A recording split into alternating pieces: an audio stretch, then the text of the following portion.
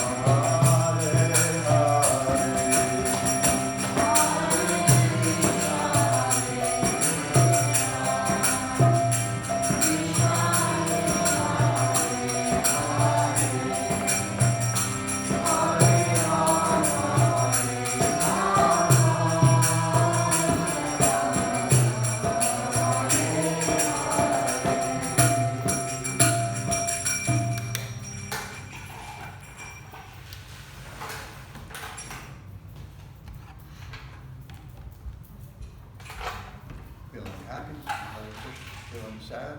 Chant Hare Krishna. Confused? Chant Hare Krishna. Feeling determined? Chant Hare Krishna. Always. Om Namo Bhagavate Vasudevaya. Om Namo Bhagavate Vasudevaya. Om Namo Bhagavate Vasudevaya. Om Namo Bhagavate Vasudevaya. Om Namo Bhagavate Vasudevaya. Om Namo Bhagavate Vasudevaya.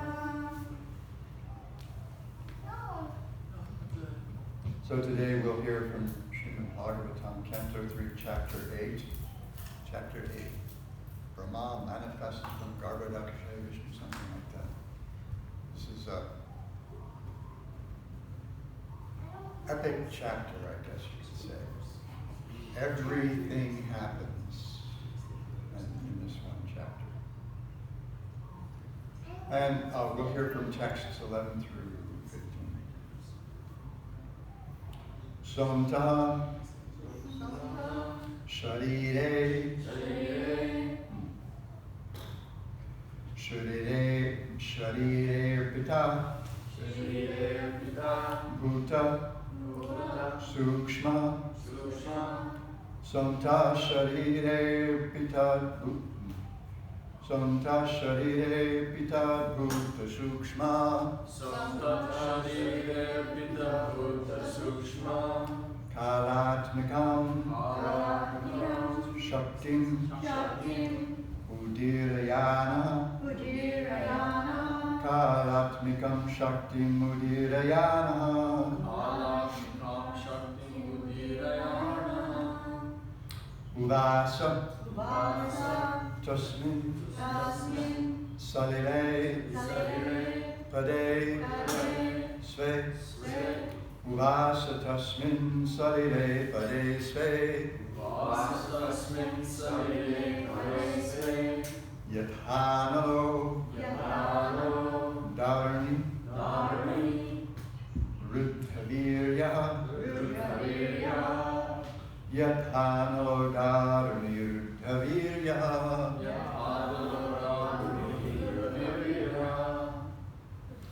Samta Sharire Pita Bhuta Sukshma Samta Sharire Pita Bhuta Sukshma Kalatmikam Shaktim Udirayana Kalatmikam Shaktim Udirayana Uvasa Tasmin Salire Pade Sve Vasatasmin Salile Pade Sve Yadhanalo Dharani Ruddhavirya Yathanalo Dharani Ruddhavirya Samta Sharire Pita Bhuta Sukshma Samta Sharire Pita Bhuta Sukshma Kalatmikam Shaktim Udirayana Kalatmikam Shaktim Udirayana Uvasa Tasmin Salile Pade Sve Vasatasmin Salile Pade Sve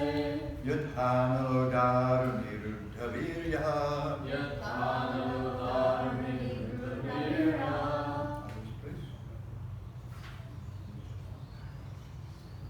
Samta Sharire Pita Bhuta Sukshma Samta Sharire Pita Bhuta Sukshma Kalatmikam Shaktim Udirayana Kalatmikam Shaktim Udirayana Vasatasmin Salile Pade Sve Vasatasmin Salile Pade Sve Yathanalo Dharani Ruddhavirya Yathanalo Dharani Ruddhavirya Samta Sharire Pita Bhuta Sukshma Samta Sharire Pita Bhuta Sukshma Kalatmikam Shaktim Udirayana Kalatmikam Shaktim Udirayana Vasatasmin Salile Pade Sve Vasatasmin Salile Pade Sve Yathanalo Dharani Ruddhavirya Yathanalo Dharani Ruddhavirya Sonanta Sharire Pita Bhuta Sukshma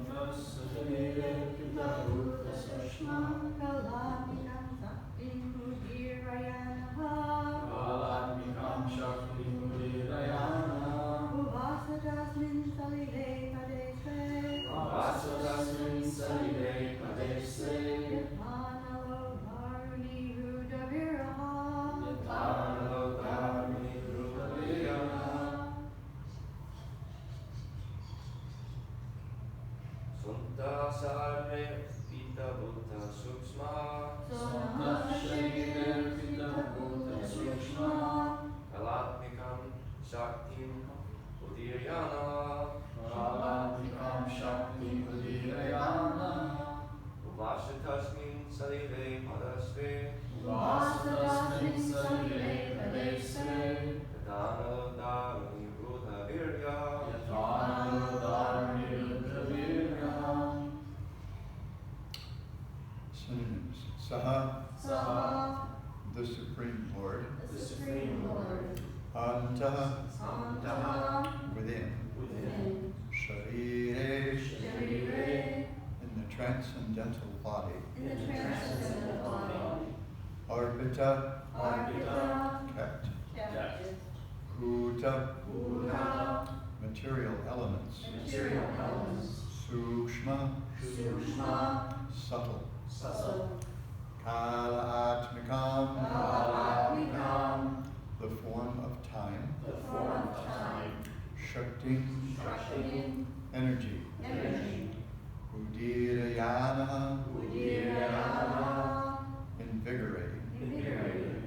Uvasa, Uvasa, resided. resided. Tasmin, Tasmin, therein. therein.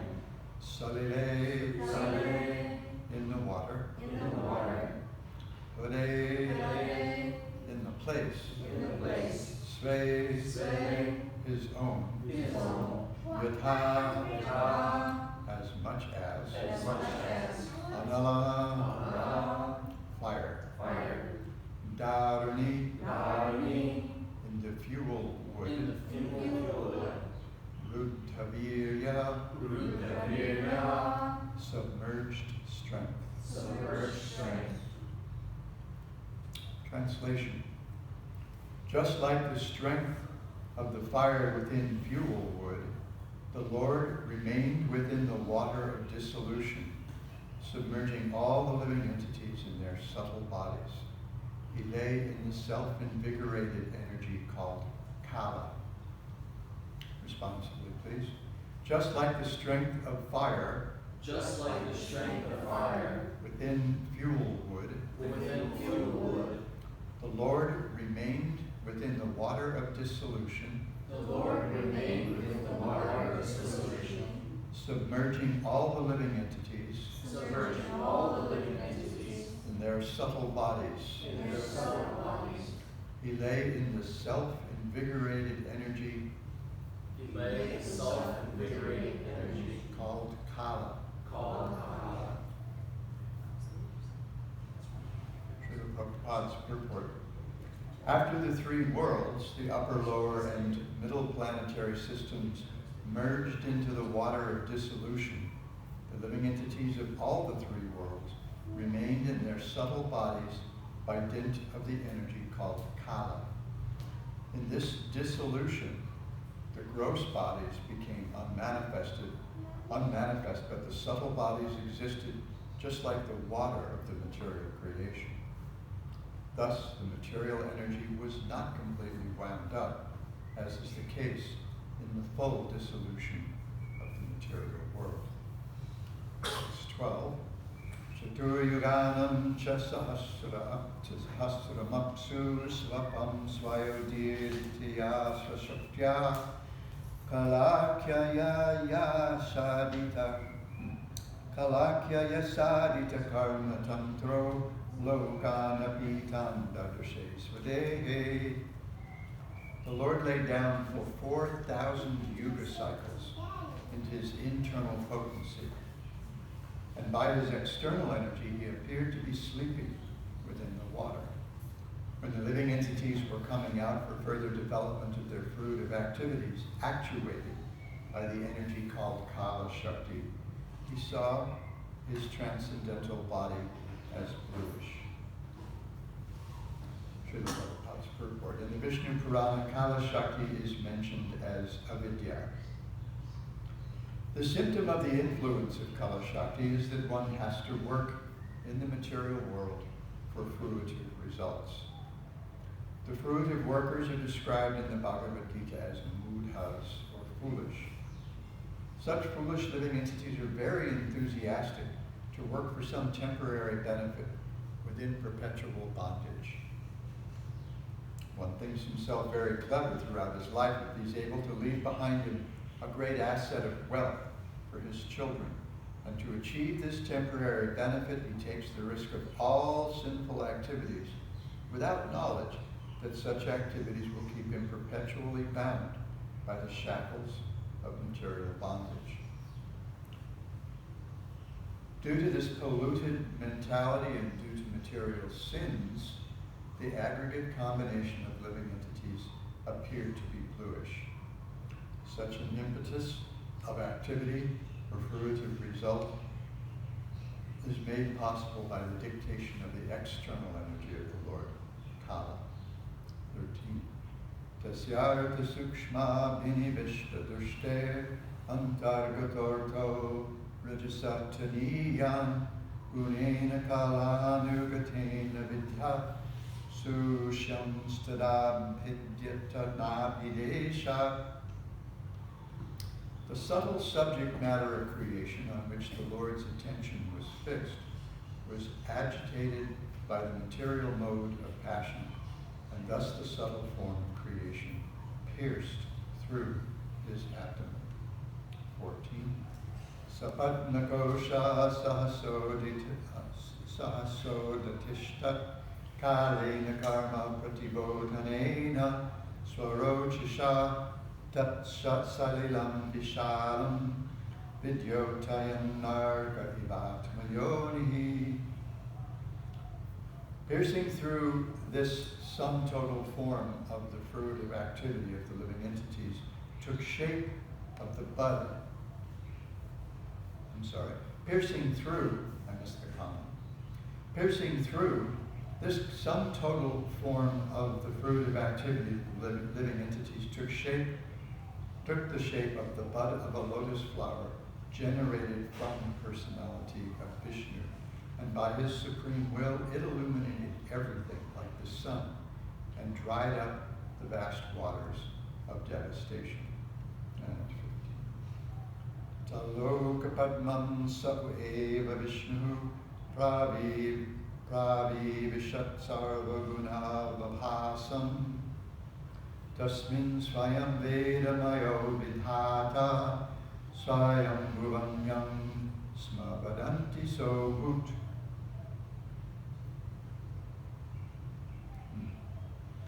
Into that universal lotus flower, Lord Vishnu personally entered as the Supersoul.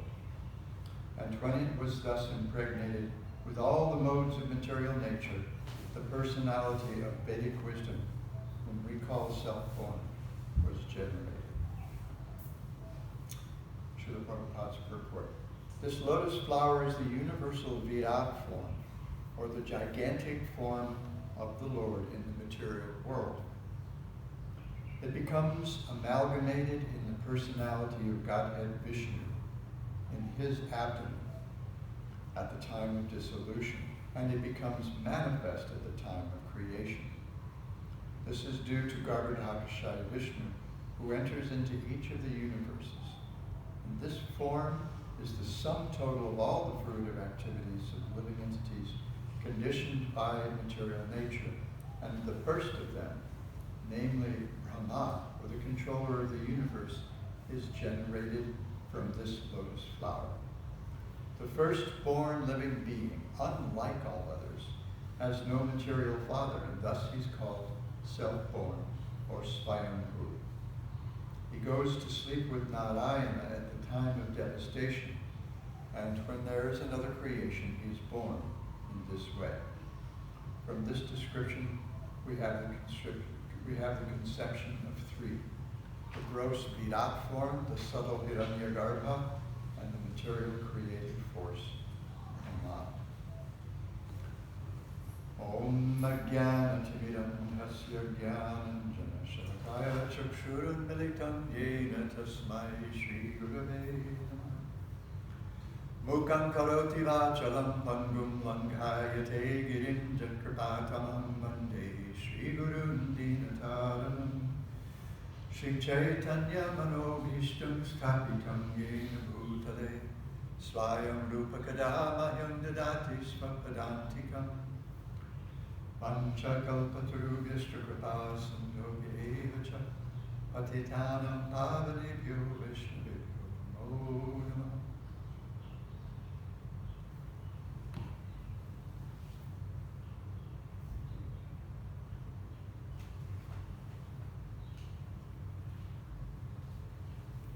So there's a lot here.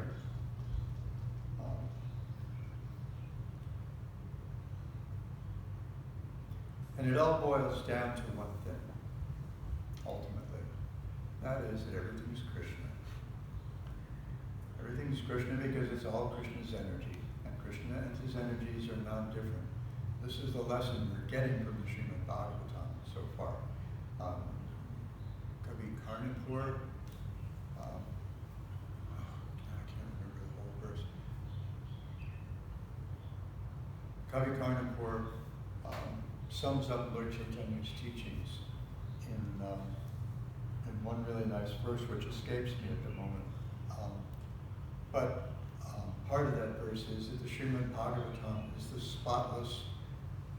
Is it in this verse? Do you know, Narayani? Is it Amala Purana or Amala Pramana in this particular verse? I don't know that verse. It's this really nice verse where he says, Krishna is the supreme personality of Godhead. Vrindavan is his eternal abode. Srimad Bhagavatam is the spotless. I can't remember if this verse is spotless Purana or spotless Pramana. Puranam. Somewhere elsewhere it said it's the spotless Pramana. And that's actually the essence of the Tattva Sandarbha. And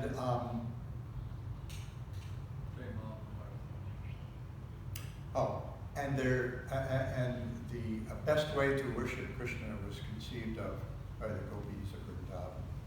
So here we have the spotless Pramana giving us a vision of how everything we can imagine and much that we're not able to imagine comes into existence. And it's a big deal, as we might imagine. I remember being a little boy growing up in Lombok Valley on California's central coast. And I understood there was stuff out there beyond that valley. I had been there. I had been to Santa Barbara. I had been to Santa Maria. Probably even had been to Los Angeles. Well, but at least Ventura. Maybe not Ventura. Why would you go to Ventura? But, I'd been to Los Angeles, I think, to visit relatives. But it was a kind of a phantasmagoria. You're lying on that shelf in the back of the car. We don't have that anymore. Everybody's strapped in nowadays. But back then, if one of the kids needed to take a nap, there was this shelf in the back window of the car behind the back seat where we would lie. The long trip to Los Angeles meant there'd be a little tiny potty on the floor of the back seat for the kids. Because there weren't gas stations every 4.5 miles or whatever. But even there, back then. And so I knew all that stuff.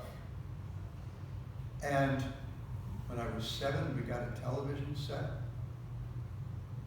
So I understood there was something going there. There was stuff going on out there.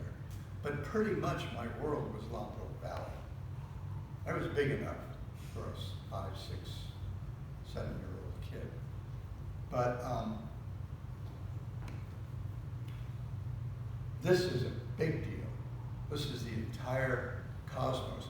And it's the unfolding and winding up of the cosmos. And this is a kind of time that, as I mentioned before, this is not how we've been taught to see time in Western culture. We've been taught to see time as a sort of a linear thing. We tend to see novels as linear things, something that unfolds one after another, although sometimes there are flashbacks and all different kinds of things happen. Some novels are simply not linear, like Kurt Vonnegut's Slaughterhouse-Five, a novel that people have difficulty reading sometimes because it jumps around randomly in time, as the protagonist's life did, at least in his experience. He was a survivor of having been captured by the Germans during the Battle of the Bulge, put in a prison camp in Dresden, and he lived in like an underground prison camp in Dresden during the American firebombing over a couple of nights in 1944, and it left him unhinged in time.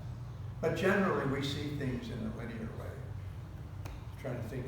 Film, we think of a film as a very linear thing, right? Until you see Pulp Fiction. And there's a certain scene, I'm not recommending that anybody go see Pulp Fiction, but I mean, I was an English professor, I was interested in this stuff. And there was a certain point in Pulp Fiction where you realize it's in the restaurant. It's in the restaurant that we see in the very first scene. And all of a sudden you think, oh, this story's being told non-linearly, on a completely linear medium. Interesting. So what we see in the Bhagavatam, and what we see in the Vedic scriptures, is a cyclical picture of time.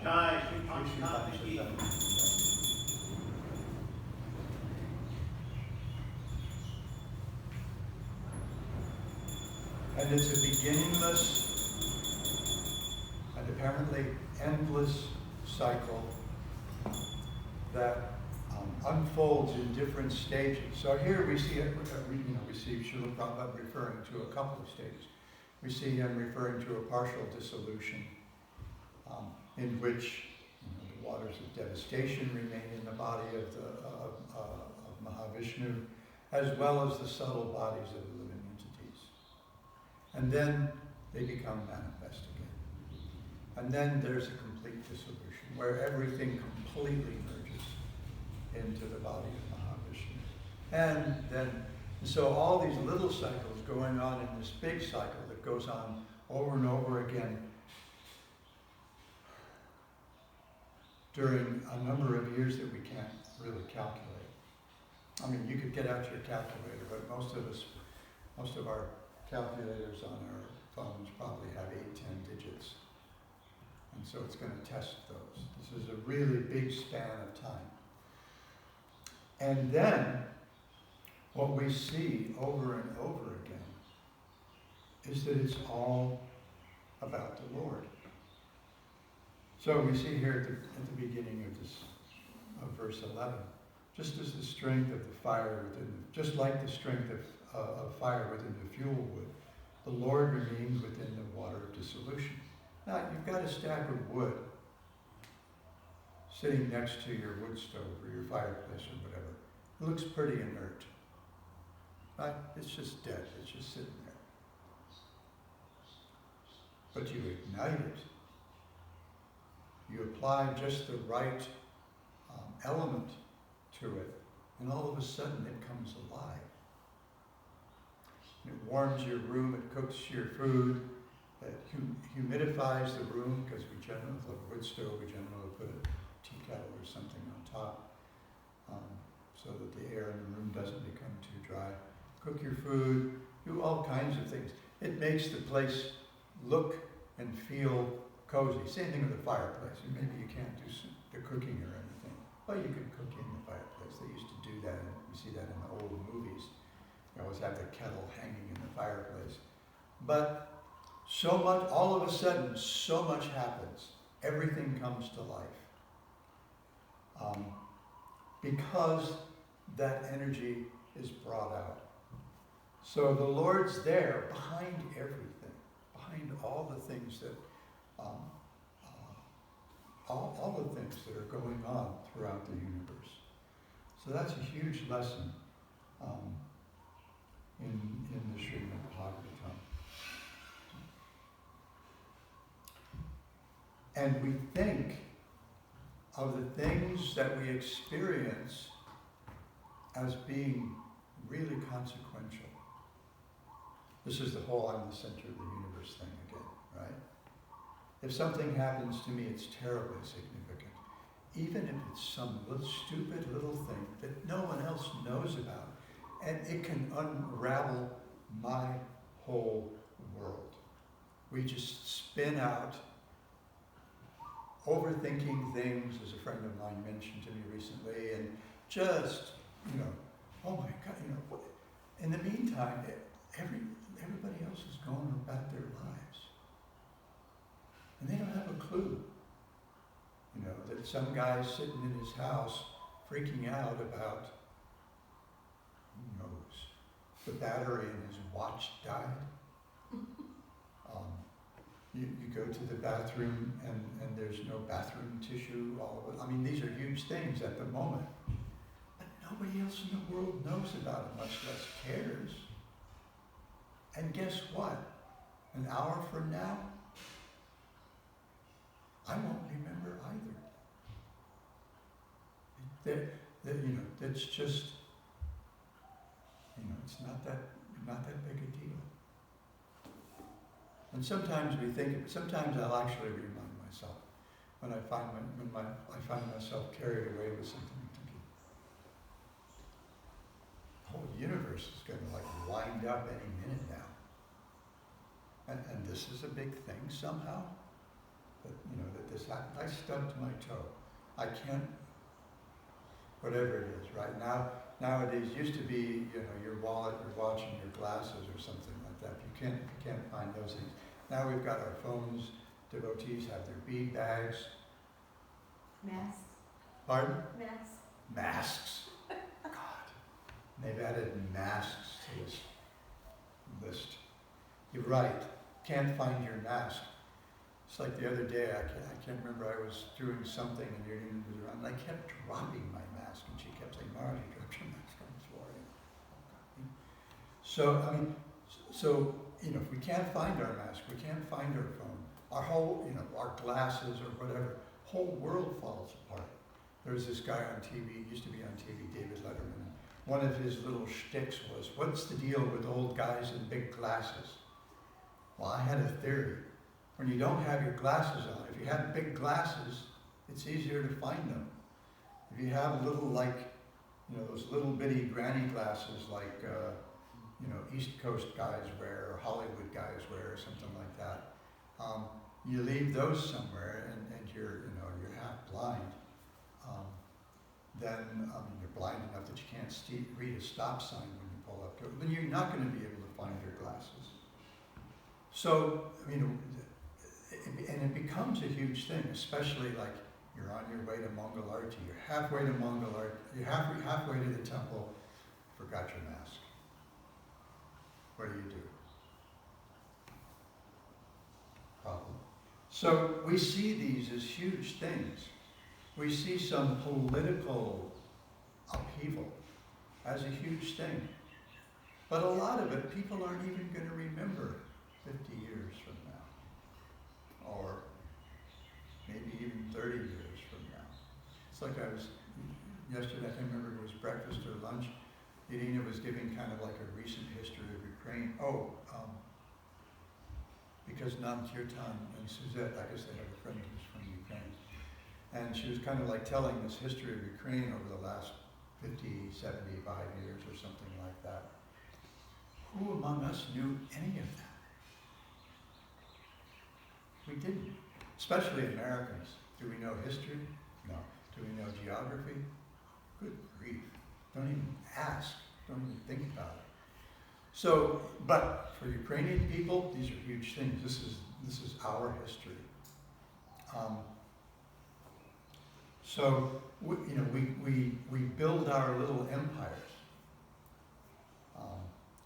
We work really hard, and we do anything. We build our little commercial empires or our political empires or our dynasties or whatever by whatever means we can, and damn the torpedoes, full speed ahead. Damn the consequences. My life is going full speed ahead. After all, center of the universe, why not? And everybody else is kind of peripheral to my purposes. And every relationship becomes transactional. It becomes about how it serves my purpose, or building my wealth, or building my power base, or something like that. And we don't care. But most of the 7 point however many billion people, human beings currently alive on the earth don't know you're alive. And they care even less because it's all about them. But we go on and we do these things because we think we're going to leave our mark on the world. Well, by the time you get to my age, you realize not much of a mark. I got a few thousand students behind me, college students behind me. Probably all but 25 of them don't even remember who their, English 305 or English 500 or English 101 professor was or anything. They don't remember the guy's name. Oh, he was a goofball. He shared Letterman top 10 lists too often. Or something like that. Or I actually did have students who would come to me sometime and say, how do I get to be what you are? How do I get to do what you do? And I would ask them thinking, maybe they want to be English teachers. And usually it was people in my second semester classes because I used semiotics. I used this kind of literary theory as actually cultural theory, as a kind of means of teaching critical thinking. And it said, what? I said, semiotician. I'm not a semiotician, I'm an English teacher. But semiotics makes teaching critical thinking fun. And it makes you guys the experts because we would have them analyze the values behind things that show up in American popular culture. But who of them remembers who I am? Even my name? Even what I look like?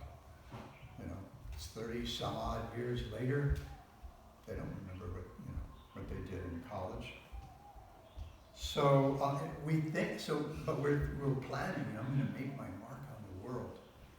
Sometimes we even think, well, at least I'm going to have a big monument in the graveyard.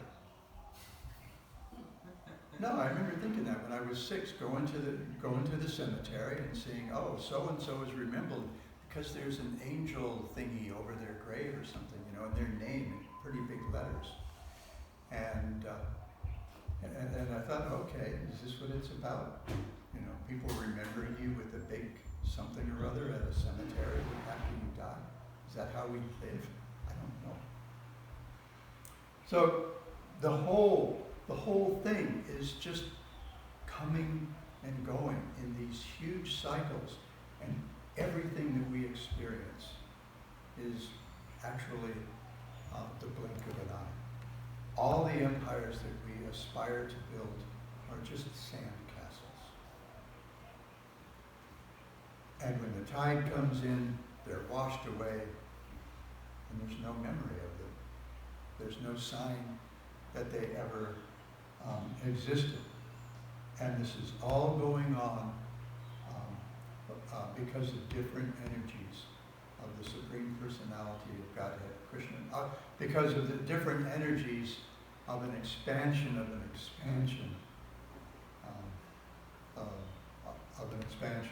Krishna, the Supreme Personality of Godhead. So this is what we actually have to contend with is a big thing. And becoming Krishna conscious actually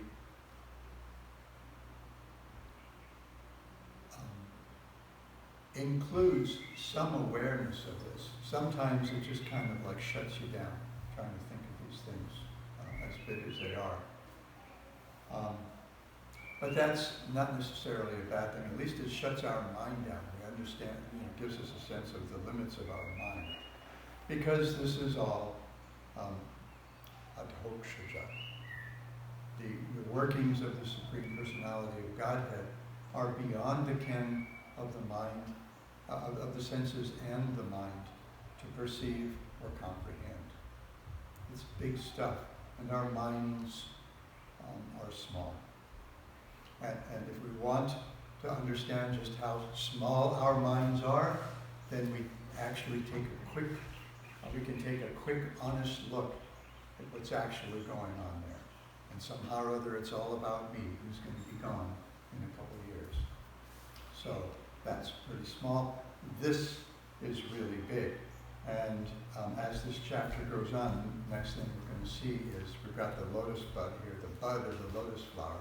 And the next thing we're going to see is, you see how Lord Brahma's whole life unfolds. So I'll stop here. Any quick questions or comments? Quick comment. The verse, Aradhyo Bhagavan, Aradhyo Bhagavan Rajesha Tanayas, Tadhama Vrindavanam, Ramye Kachil Pasana, Brajabadhu, Varagena Ya Kalpita. And then Srimad Bhagawatam, you're right, Pramanam, Amalam. Srimad Bhagawatam Pranam. So yeah, the one I was thinking was that other verse in the Yad Vaishnavanam Priyam. Yeah. So that was the Puram. But yeah, the one you were quoting is That's Pramanam. the 12th canto. Yeah. Thank you. Yeah. I used to know that verse. I used to know both of those verses. I've forgotten more verses than I'll ever learned.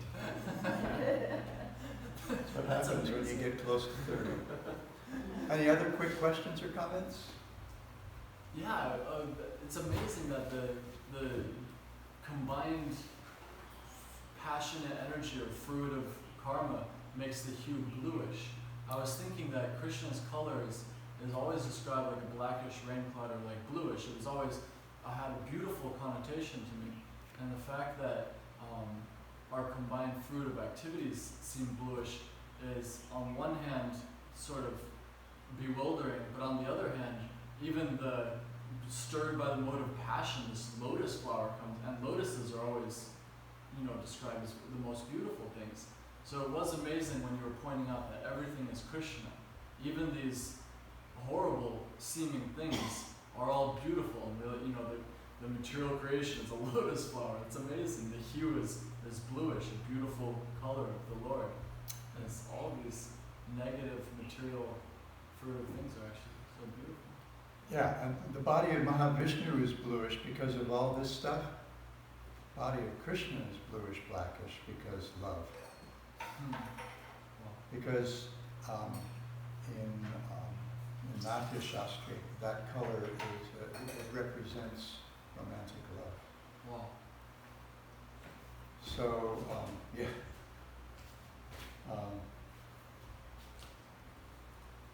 Yeah, I mean, there's a place we've seen earlier in this canto. There's a place even for nasty things in the body of the Lord, in the universal form of the Lord, not necessarily in the transcendental body of the Lord, but in the universal form. And, there's the backside, which is for things that are undesirable. Yeah. Place for everything. Thank you so much, Grantaraj, Srimad Bhagavatam Ki Jai. I'm ready to go.